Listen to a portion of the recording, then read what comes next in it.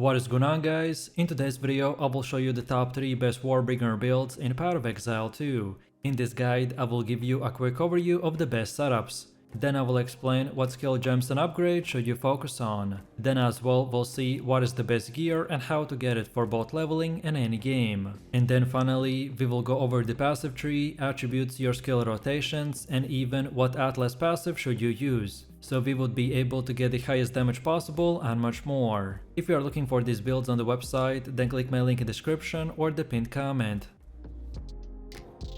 This setup's main focus is to run and press from 1 to 2 skills and then target big enemy groups to then weaken them and explode. One of the most powerful skills that we have in our arsenal is the Shockwave totem, and as you can see from the gameplay, we are just running into the enemies and one-shotting them without even trying.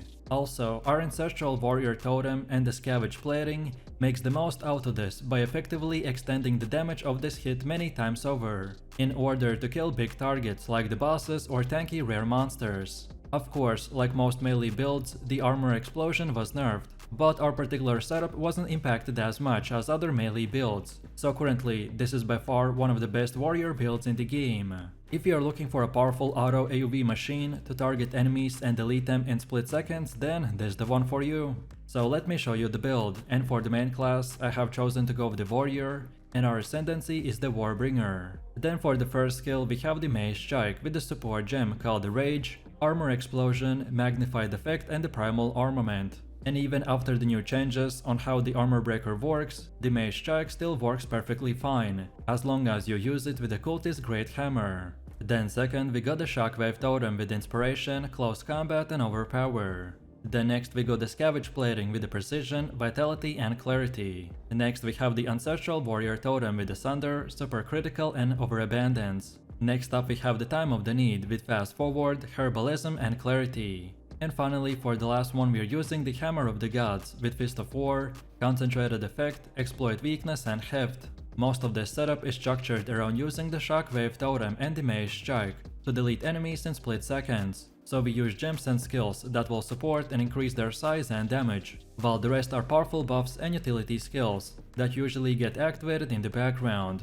And as our build is already super broken, so we don't have to use more than these 6 active skill gems. Next up we have our passive tree, and if you're interested in a full in-depth guide on how it works, then check out my beginner guide. So let's take a look at our setup, and we want to start at this melee damage node, and then go like this until we get all of these 4. So Brutal, Smash, Sturdy Metal, and Relentless. Then next up we want to go to this top right side like this, and then go to the left until we get this whole thing, so Ancestral Reach and the Supportive Ancestors. Next we circle back a little, and this time keep going until we reach the Devastation node.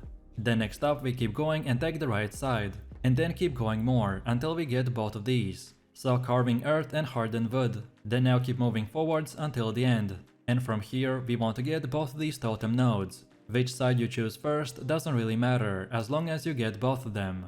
And then finally from this point and onwards you can unlock the rest of the nodes in whatever order you prefer. All of these nodes that we got are very useful, but the ones I mentioned have the top priority as they're the most important ones to acquire early on in the game, to make our build functional, and then in the late game to make it even more powerful. Also, as far as attributes go, you just simply want to fulfill your attribute requirements to gear and skill gems, and then spend the rest of your leftover attributes into more strength. And then now let's go all the way to the middle again, and for our Ascendancy build this is what we have. So at the beginning you want to unlock the Anvil's Weight, then second get the Imploding Impacts, then third we want the Answered Call, and then finally for the fourth option go with the Wooden Wall. Next up we have our Atlas passives, and the general idea behind this is to aim for bonus stats that spawn a lot of grouped up monsters, such as in expeditions or in rituals. Our warrior build is also great at single target DPS, so we can also spend a bit points into farming boss maps or essences. So when we start we want to first of all get to this bottom right side like this. Then from here we want to go until we get all the way to this keystone called the Deadly Evolution. Then next we go back to the middle, and this time take the bottom left side and get all of these passives. And then when all of these are done, then now we go again to the middle and now take the middle path and unlock the rest of the nodes in whatever order you prefer. Next we have our gear. The weapon of our choice is the Cultist Great Hammer, which is special, because its base stat does that our strike now deals splash damage to the targets within 1.8 meter range.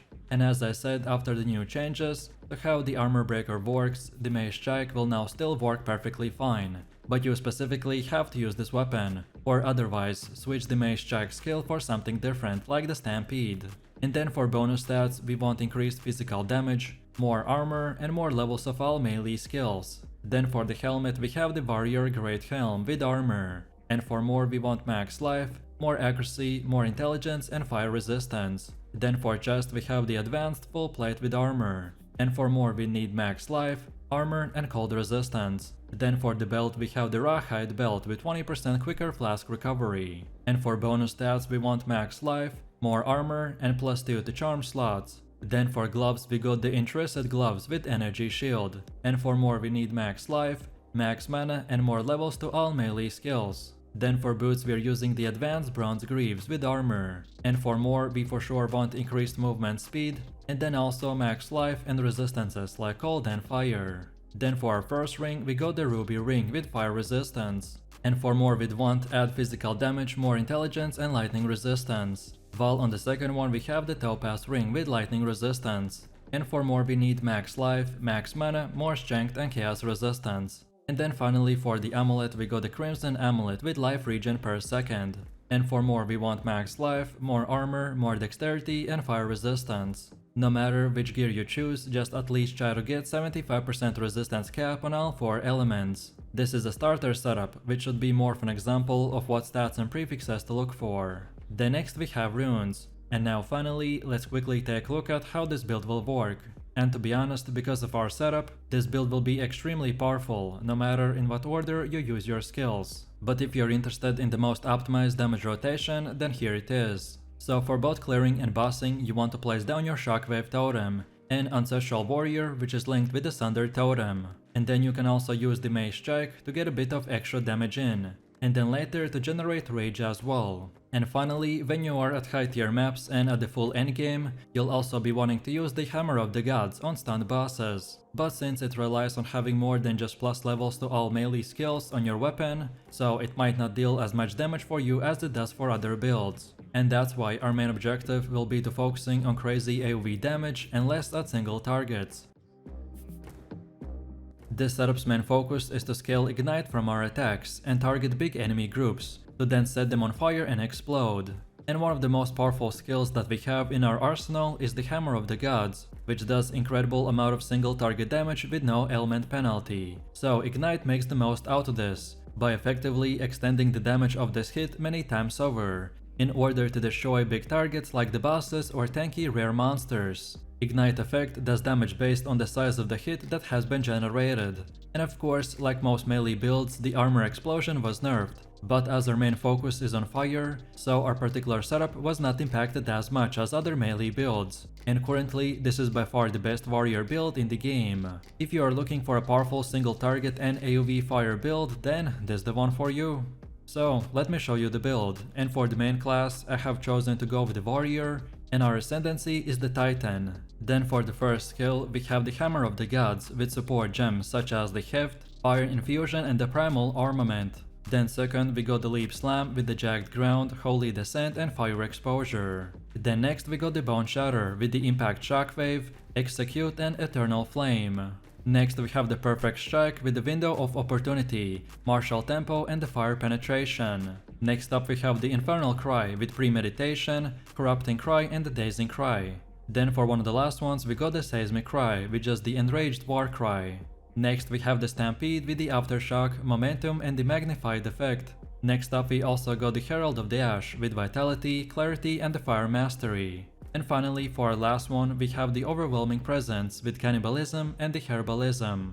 Next up we have our passive tree, and if you're interested in a full in-depth guide on how it works, then check out my beginner guides. So let's take a look at our setup, and we want to start at this melee damage node. Then go like this until we get the Brutal and the Smash nodes. Then from here we want to go up top a bit, and then get this Burn away. Now we go from where we left off and keep going until the Burning strikes. Then now we again keep going like this until we get to this point, and then go down a bit to the beef node. And also you want to get all of these small nodes around them. Next up, let's go back to the main path and keep going all the way to the end. And where the path splits, we first of all want to go to the right and take this big keystone called the Avatar of Fire. And also grab these two notable nodes called the Overheating Blow and the Fulmination. Next, let's go back and this time take the left and unlock the second keystone called the Giant's Blood, which will enable us to wield a two-handed weapon in just one hand, so we can also use a shield on our offhand. And then finally, from this point and onwards, you can unlock the rest of the nodes in whatever order you prefer.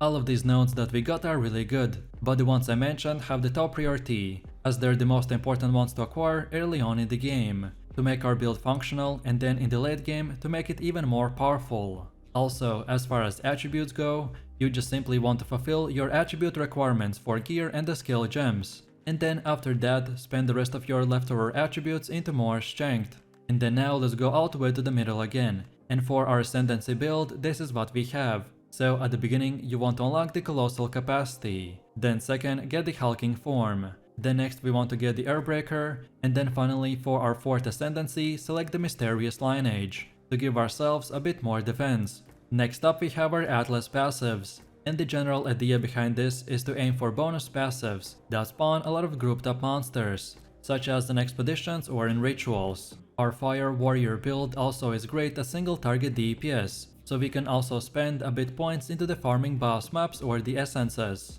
So when we start, we want to first of all get to this bottom right side like this. Then from here we go like this until we get all the way to the keystone called the Deadly Evolution. And then when all of these passives are done, then now we go to the middle and now take the middle path and unlock the rest of the nodes in whatever order you prefer. Then next we have our gear. The weapon of our choice is the Expert Forge Maul with the critical chance and the weapon speed. And for bonus stats, we want increased fire damage, increased physical damage, more accuracy, more strength, and leech percentages dealt of physical damage as mana. Next we also have the offhand called the Expert Brace Tower Shield. And for bonus stats, we want increased block chance, more armor, and resistances like fire and cold. Then for helmet we have the Expert Soldier Great Helm with armor, and for more we want increased max life, more to armor, more strength and chaos resistance. Then for chest we have the Advanced Iron Cuirass with armor, and for more we need max life, more armor, lightning resistance and more to strength. Then for the belt we have the Plate Belt with armor, max life, increased even more armor and chaos resistance.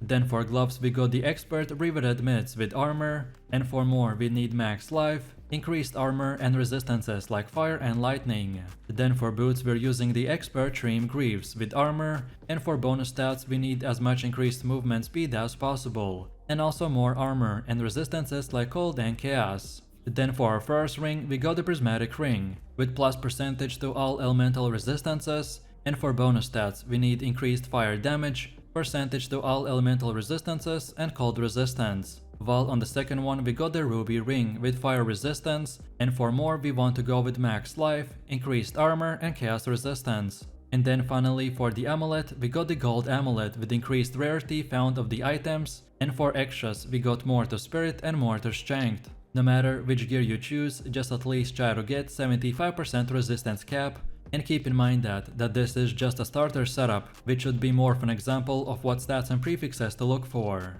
And now finally, let's quickly take a look at how this build will work. So our first AoE rotation is pretty straightforward, and you want to start by using the Stampede into the pack of enemies. Then use the Bone Shatter to clear up remaining targets that are primed for a stun. You can also use the Leap Slam as a mobility skill, or to prime remaining enemies and then activate the Bone Shatter. Or then, the second rotation is for bosses, and when fighting single targets, so you want to use the Perfect Strike to heavy stun them. Then once the boss is heavy stunned, then cast the War Cry, Seismic Cry, Hammer of the Gods, and then the Perfect Strike for massive amounts of damage.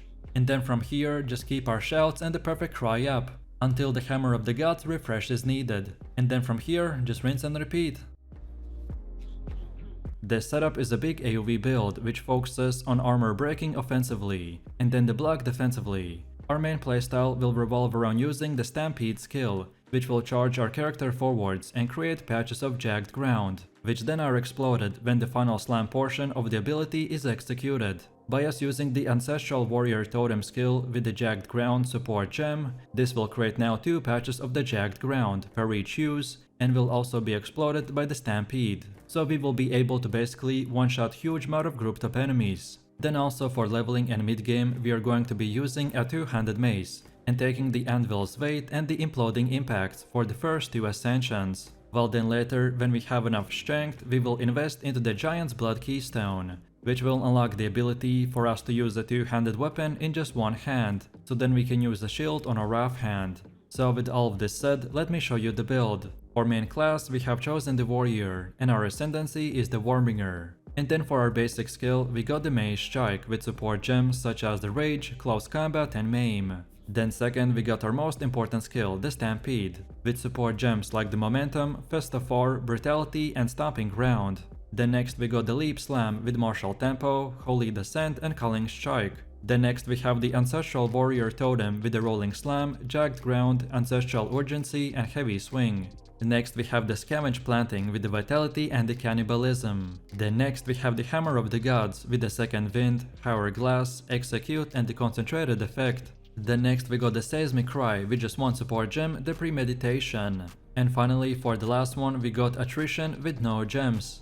Next we have our passive skill tree. For most new players this can seem extremely daunting, but actually it's quite simple. In extremely simple terms, every character is granted one passive skill point every time they level up, and are sometimes even granted more from completing certain quests. In general we have 3 node types, so small nodes, notable nodes and the keystones. All of them will act as checkpoints that you want to reach and make a path to build around a specific playstyle. So let's take a look at our setup, and we want to start at the melee damage node and make our path like this until the brutal node. Then next we take smash and make our way to the singular purpose like this. Then now we go back and take relentless for early game recovery, and then from here we again go back to previously where we left off and keep going forwards and then take the right path until we get to the resolute technique. Then now we go back where our path split, and then we take the right side and make our way all the way to the Hail Heart.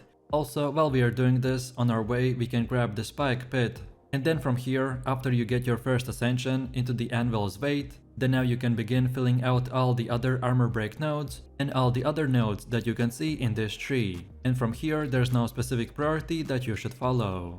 And then finally, let's go back all the way to the middle again, and for our ascension setup this is what we have. So at the beginning you want to unlock the Anvil's Weight, then get Imploding Impacts, then now get the Renleash Training, and then for the last one take the Turtle Charm. To simplify my decision making and so you could easier understand, then we wanted to prioritize the Brutal, Smash and the Singular Purpose nodes, as this will give us the biggest build upgrade, so we wanted to get them first. And then for the rest we wanted to invest into more recovery, more defense, and just more damage, which will make our character extremely powerful. In POE 2, earning skill points take a lot of hard work, so it will be wise not to spend your skill points recklessly. You can of course refine your passive points later, but only at a cost, so following a specific setup is extremely useful. If you're following this setup, then make sure not to deviate from it, as some of my decisions that I make might not make sense at first, but is going to definitely pay off later. So please use the exact same path as I have right here, and don't forget to check this video's description to find the link for this website,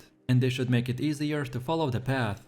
Next we have our gear. The weapon of our choice is the Expert Forge Maul with the critical and speed. And this is not required, but you can also, if you want, get the extra stats like the added flat physical damage, increased percentage to the physical damage and increased attack speed. Then for the helmet we have the Advanced Elite Great Helm with armor, and for the extra stats we want to get the max life, max strength and cold resistance. Then for chest we have the Abyssal Cuirass with the armor, and for the extra stats we want to get max life, more strength and fire resistance. Then for the belt we have the Fine Belt with the Flash Gain or 0.2 charges per second. And for the extra stats we want to get the max life, more strength and cold resistance. Then for gloves we got the Advanced Tempered Mitts with armor, and for the extra stats we want to get the max life, more armor, more to all attributes and cold resistance. Then for boots we are using the Expert Stone Greaves with armor, and for extra stats we want to get the max life, increased movement speed and the lightning resistance. Then for our first ring we got the Ruby Ring with the fire resistance, and for extra stats we want to get the max life, more strength or just more resistances to all elements. while on the second one we got the Sapphire Ring with cold resistance, and the extra stats are max life, more to all attributes, and more percentage to all elemental resistances. And then finally for the amulet we got the Ember Amulet with more strength, more max life and fire resistance. As the game just launched, so this is the starter setup, which should be more of an example of what stats and prefixes to look for. But remember that your weapon will be the most important upgrade, so prioritize flat added physical damage, percentage increased physical damage, and percentage increase to attack speed. Specifically, the physical damage roll will be the most important one, as your skills themselves do a lot of conversion. And then for defenses, make sure you're regularly updating the base type of your gear, so prioritize pure armor base types, and look for a combination of modifiers for life, resistances, and strength.